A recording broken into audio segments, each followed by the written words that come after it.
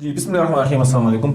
आज का जो हमारा टॉपिक है वो बेसिकली आउटपुट स्ट्रीम ऑब्जेक्ट के बारे में, जिसे हम सिंपल सी आउट कहते हैं।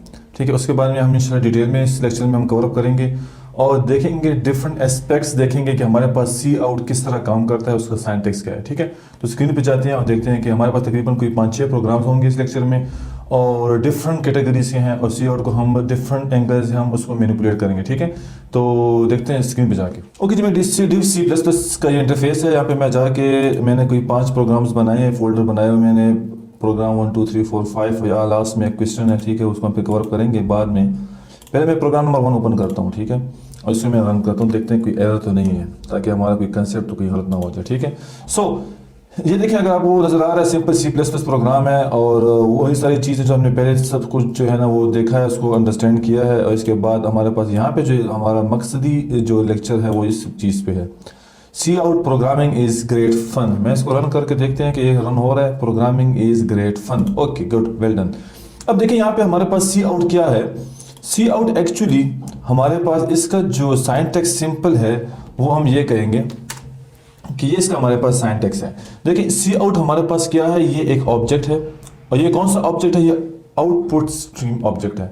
ये आउटपुट स्ट्रीम ऑब्जेक्ट कहाँ पे डिफाइन, जो कि हम एरर नहीं दे रहे सी++ प्रोग्राम। इसका मतलब ये है कि ये एसटीडी नेम स्पेस जो हमारा यहाँ पे डिक्लेयर हुआ है ये इसमें डिफाइंड है। और ये जो नेम स्पेस एसटीडी ये कहाँ पे पड़ा हुआ है, ये हमारे पास आईओ स्ट्रीम में पड़ा हुआ है, input and output stream. It means C out हमारे पास आउटपुट स्ट्रीम का एक ऑब्जेक्ट है। ठीक है, ऑब्जेक्ट है।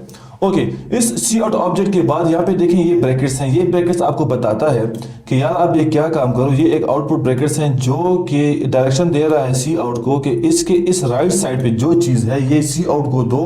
सी आउट पे ये जाएगा, वहाँ पे ये मैनिपुलेट होकर आपको सी आउट मीन्स प्रिंट स्क्रीन पे प्रिंट देगा। ठीक है, अब देखें ये पहले तो ये क्या करता है कि अगर हम बात करें तो स्ट्रिंग की बात करते हैं। String is a collection of characters. ठीक है, स्ट्रीम ऑफ डेटा को ये एक्सेप्ट करेगा।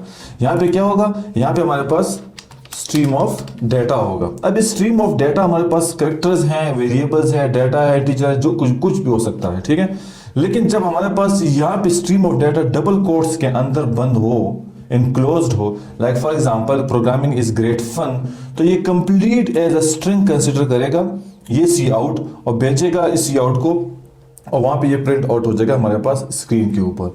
ठीक है ना। इसके अलावा भी अगर आप देखें, अगर मैं इसको हटाता हूँ, क्रॉस कर लेता हूँ और इसको मैं रन करता हूँ तो ये मुझे एरर देगा। उसकी वजह ये है कि यहाँ पे इस जगह पे ये कोई चीज एक्सपेक्ट कर रहा है। ठीक है, मैं इसको रन करता हूँ, देखें यहाँ पे कोई चीज ये मुझसे मांग रहा है जो कि यहाँ पे अवेलेबल नहीं है। तो मैं फर्स्ट ऑफ ऑल देता हूँ कि यहाँ पे यार आपके पास ये स्ट्रीम ऑफ डेटा है जो कि आउटपुट को भेजना है।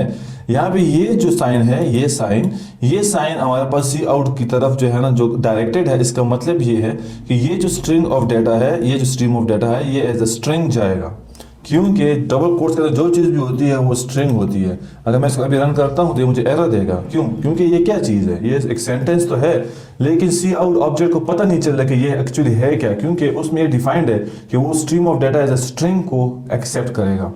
ठीक है ना। अब देखिए रन करते हैं, ये रन हो रहा है। अब एक और प्रोग्राम देखते हैं कि उसमें हमें क्या कहता है। इसको मैं क्लोज कर देता हूँ। ठीक है, और जाते हैं दूसरा प्रोग्राम नंबर 2 ओपन करते हैं, प्रोग्राम 2।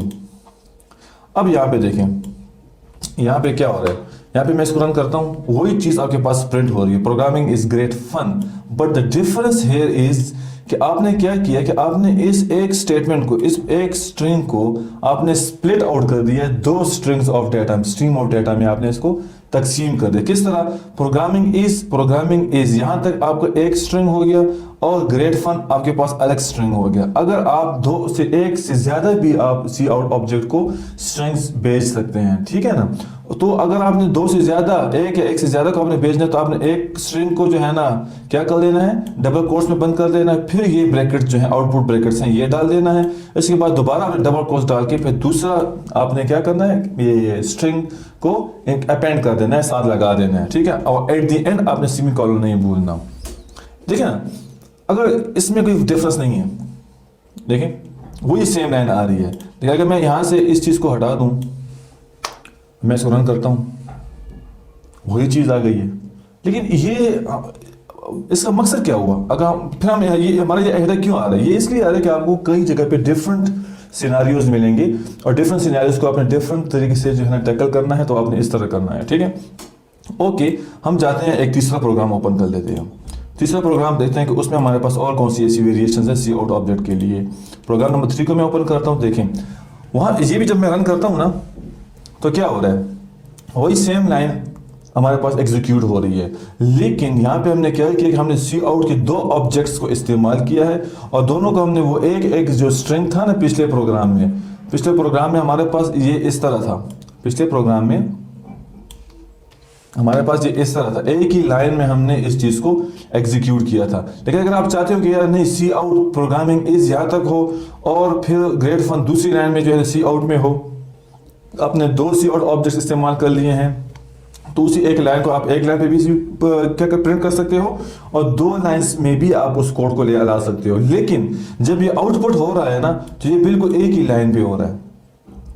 सवाल तो ये होना चाहिए ना कि यार कि प्रोग्रामिंग इज यहाँ तक है और ग्रेट फन आपके पास दूसरी लाइन पे है, तो ये तो नीचे होना चाहिए।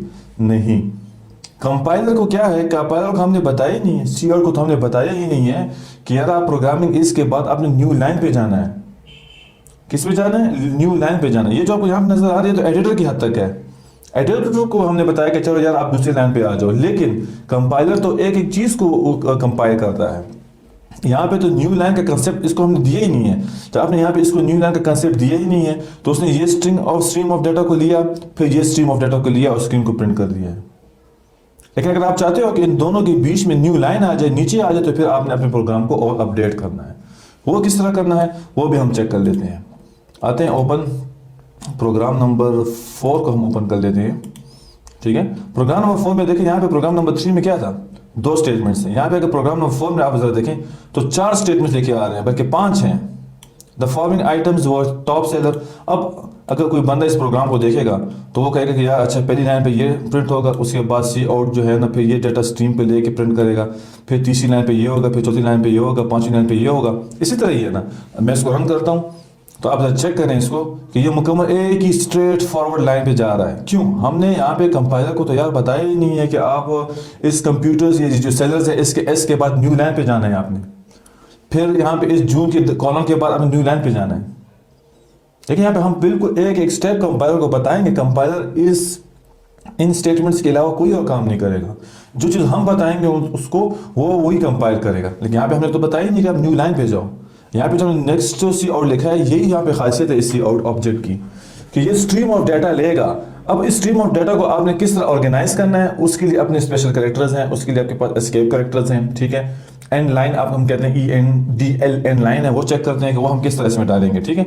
अगर आपने न्यू लाइन पे आना है, कंपाइलर को बताना है कि सेल्स के बाद आपने न्यू लाइन पे आना है, तो आपने क्या करना है, यहाँ पे एक और ऑब्जेक्ट डाल देना है। सी आउट के अंदर आपने क्या डाल देना, ENDL। जैसे आप ENDL डालते हो तो कंपाइलर जब जैसे यहाँ पे आता है तो वो देखते हैं कि अच्छा इसके बाद कुछ और चीज़ भी है, कुछ और भी है। ओके, देखिए क्यों और है, वो क्यों एक्सपेक्ट कर रहा है, क्योंकि आपने ब्रैकेट्स डाल दिए हैं। ओके, इस ब्रैकेट्स के बाद कुछ ना कुछ तो है, तो वो हमारे पास क्या है, एंड लाइन में ना डाल दिए। अब मैं रन करता हूँ तो देखें यहाँ पे सेल्स के बाद एस के बाद इसने ये न्यू लाइन पे आ गया। ड्यूरिंग जो है वो न्यू लाइन से स्टार्ट होगी। क्यों, कंपाइलर को हमने यहाँ पे बता दिया है कि आपने यहाँ पे एंड लाइन इस्तेमाल करना है। अब मैं चाहता हूँ कि जून की जो यहाँ पे कॉलन है इसके बाद भी यहाँ पे जून कॉलन है इसके बाद भी नीचे आ जाए। अच्छा ये नीचे आ जाए, ओके वेल डन। आप क्या करो, यहाँ पे भी ENDL डाल दो, इसको रन करो, वाला देखें यहाँ पे आएगा। अब देखें हम कंप्यूटर गेम्स, कॉफी, एस्पिरिन, ये सारी चीज़ें आपको मिक्सअप आ रही हैं। अब क्या करो, यहाँ पे भी डाल दो, ये ब्रैकेट्स डाल दो आउटपुट के लिए, ठीक है। यहाँ पे भी डाल दो, कॉलन से पहले, सिमिल कॉलन से पहले डालना है, ठीक है। जिस स्ट्रिंग के बाद आप चाहते हो कि मैं एक और स्ट्रिंग भी डबल कोट्स पे डालना चाहता हूं, तो अपने बीच में ये 2 ब्रैकेट्स जरूर डालने हैं। एक काम नहीं करेगा, एक आपका काम नहीं करेगा, आपने 2 डालने हैं, ठीक है। इसके बाद भी आप ENDL डाल दो, इसके बाद आप क्या करो, यहाँ पे भी ENDL डाल दो। इसको रन करते हैं, देखें तो अब थोड़ी बेहतरी आई है प्रोग्राम में, रीडेबल हो गया प्रोग्राम, क्लियर है ना। The following items were top sellers during the month of June, ठीक है। During the month of June computer games, coffee, aspirin. अगर आप चाहते हो कि यार नहीं एक काम हो जाए, the following items were top sellers during the month of June, तो आप क्या करो कि आप यहाँ से इसको एंड को हटा दो यहाँ से, तो क्या हो जाएगा, ये पूरा का पूरा जो स्टेटमेंट है यहाँ तक ये एक सेंटेंस बन जाएगा आपके लिए, ठीक है। तो आप देखें the following items were top sellers during the month of June. Okay, मैंने अगली जगह पे डाल दिए। अब मैंने क्या करना है कि मैंने यहाँ से हटा देना है इसको, ठीक है ना, जहाँ पे आपको चाहिए वहाँ पे आप डाल दो। इसके बाद मेरा न्यू लाइन स्टार्ट होना चाहिए। तो अब देखें, the following items were top sellers during the month of June. अब देखें सेलर्स और ड्यूरिंग के बीच में स्पेस नहीं है, तो आप क्या करो, या तो सेलर्स के बाद यहाँ पे स्पेस तो एक वाइट स्पेसेस दे दो या एक, ठीक है, या अगर यहाँ पे नहीं देना चाहते तो आप यहाँ पे दे दो, एक ही बात है। ये वाइट स्पेस को भी काउंट करेगा एज अ करेक्टर। तो अब देखें, the following items were top sellers during the month of June, computer games, coffee, aspirin, ठीक है ना। ओके, देखते हैं जो प्रोग्राम नंबर 5 है वो क्या है। प्रोग्राम नंबर 5 आई थिंक यही चीज़ होगी। ये देखिए, हमने सब तमाम की तमाम चीज़ों पे एंड लाइन डाल दी। अब देखें, एक और चीज़ भी मैं आपको यहाँ पे बता दूँ, एस्केप करेक्टर हम इंशाल्लाह इस लेक्चर के बाद पढ़ेंगे, ठीक है। मैंने जो कंटेंट है आई थिंक वो यही होगा कि उसमें एस्केप करेक्टर्स होंगे, लेकिन मैं आपको यहाँ पे एक चीज़ बताना चाहता हूँ। अगर आप एंड लाइन यहाँ पे नहीं इस्तेमाल करना चाहते, आप चाहते हो कि यार यहाँ पे हम बार बार जो है ना ये ब्रैकेट्स डाल रहे हैं और एंड लाइन डाल रहे हैं, क्यों ना एक और चीज़ है जो कि बैक/n है। तो बैक/n एक एस्केप करेक्टर है। बैक/n क्या काम करेगा आपके साथ, बैक/n आपके पास ये एक न्यू लाइन के लिए एक एस्केप करेक्टर है। क्या करेगा, ये भी न्यू लाइन स्टार्ट करेगा आपकी। देखें, सेलर्स के बाद न्यू लाइन, जून कॉलन के बाद न्यू लाइन, गेम्स के बाद न्यू लाइन, कैफे के बाद न्यू लाइन, एस्पिरिन के बाद न्यू लाइन आ गया। अब देखें यहाँ पे क्या हो रहा है, यहाँ पे आपके पास न्यू लाइन स्टार्ट हो रहा है, बजाय इसके कि आप क्या करो कि बजाय इसके कि आप ये एंड लाइन डालो, and line and line and line. लेकिन यहाँ पे बंदा कंफ्यूज होगा कि यार यहाँ पे अगर किसी से रीड कर दो कहेगा यार ये किस तरह आ गया न्यू लाइन में। तो यहाँ से एक्चुअली पता चल जाता है कि एंड लाइन आ रहे हैं हमारे पास। क्लियर है ना। एस्केप करेक्टर्स को इंशाल्लाह हम इस लेक्चर के बाद पढ़ेंगे। तो वो कि सी आउट आपको समझ आ चुका होगा। सी आउट हमारे पास एक आउटपुट स्ट्रीम ऑब्जेक्ट है। ये आपके पास क्या करता है कि ये आपके पास स्ट्रीम ऑफ डेटा को एक्सेप्ट करता है। वो स्ट्रिंग फॉर्म में हो सकता है, वो इंटीजर फॉर्म में हो सकता है, वो डबल कैरेक्टर फॉर्म में हो सकता है, ठीक है। हमने जो इस लेक्चर में कवर किया वो सिंपल हमने स्ट्रिंग फॉर्म में जो कि डबल कोट्स में है उसको हमने यहाँ पे स्टडी किया है। फर्दर क्लासेस में हम इंशाल्लाह और चीज़ें भी डिस्कस करेंगे, लेकिन सी आउट को भी हमने छोड़ना नहीं है।